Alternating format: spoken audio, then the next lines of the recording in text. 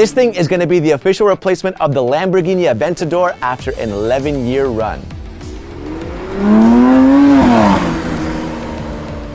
The Lamborghini Aventador came out in 2011 and has seen a bunch of upgraded versions since. You had the Lamborghini SV, the SVJ, the SVJ Roadster, and the latest version, the Ultimate. Even the now futuristic redesigned Lamborghini Countach was based off of the Aventador skeleton. But it's time to move on and step into the future, baby. We've got in our hands a Lamborghini Aventador killer, the Lamborghini Tormenta. More about the name in just a second. We'll talk about that later in the video. So today, I'm showing you the coolest features, the front, the back, and even the interior. But to understand how we know all of this top secret information, first, we need to understand how Lamborghini works. Lamborghini usually has a few different signature models, but there's always that one apex predator that stands above the rest. It all started with the Lamborghini Miura that came out in 1966 and ended production in 1973. The Lamborghini Miura was replaced by the Lamborghini Countach that came out only a year later in 1974, dominated the 80s, and then ended production in 1990. The Countach was then replaced by the Lamborghini Diablo in 1990. The Diablo dominated the 90s all the way until 2001, and that's when it was replaced with the Lamborghini Murcielago. That's the one that I grew up loving, as a kid. That's the one that I wanted in my garage.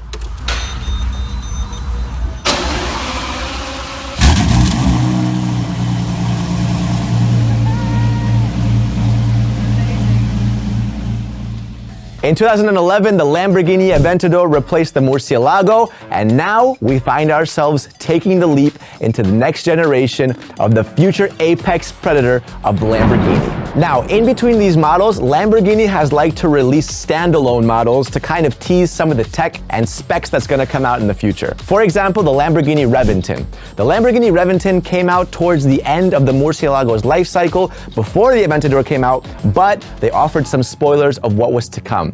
You see these headlights? Ring a bell? And these taillights? Do they look familiar? How about this interior? Look at that infotainment system. Now with the Aventador at the end of its life cycle, we are given the Sian. And the Sian is to the Aventador what the Reventon was for the Murcielago.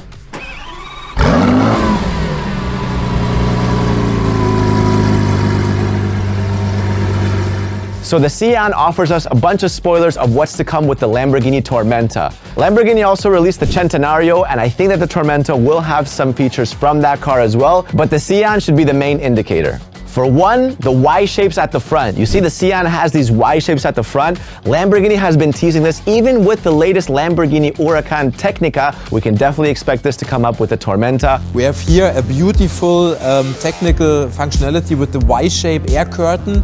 Also, the infotainment system from the Sian. This is the new display. It's all in kind of a rose gold, which is cool. Because the Lamborghini Aventador had a pretty outdated infotainment screen.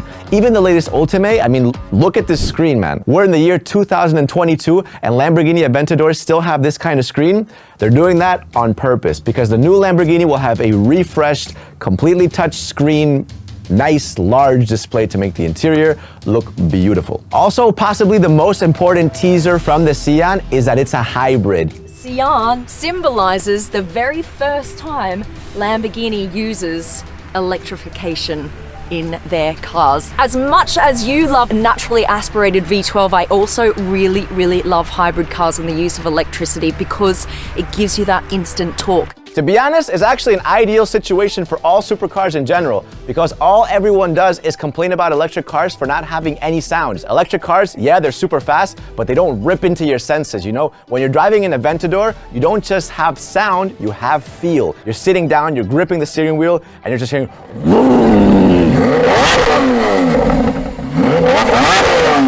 when your brain starts vibrating from the engine? That's what people want to feel. And electric cars, they don't have that. But by electrifying a V12, you get the best of both worlds. Super cool, eh?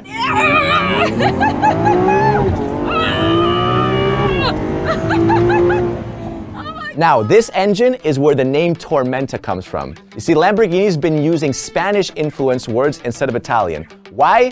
No idea. Lamborghini Diablo is Spanish for devil. Correct term in Italian would be diavolo. So, Spanish. The murcielago, straight up Spanish. It means bat in Spanish. If you were to say it in Italian, it would be pipistrello. Can you imagine for a second driving a Lamborghini pipistrello?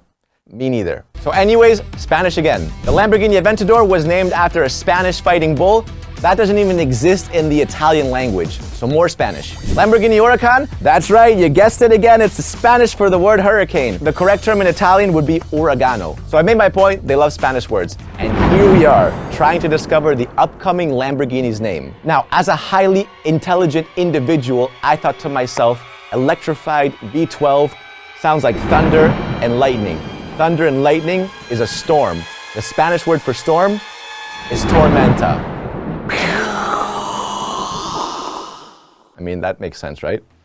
It makes a lot of sense. So yeah, the name is completely unofficial. Call it an educated guess. So let's actually look at the car itself. Here are the spy shots, and with the help of technology, we were able to decode what the car will actually look like in real life.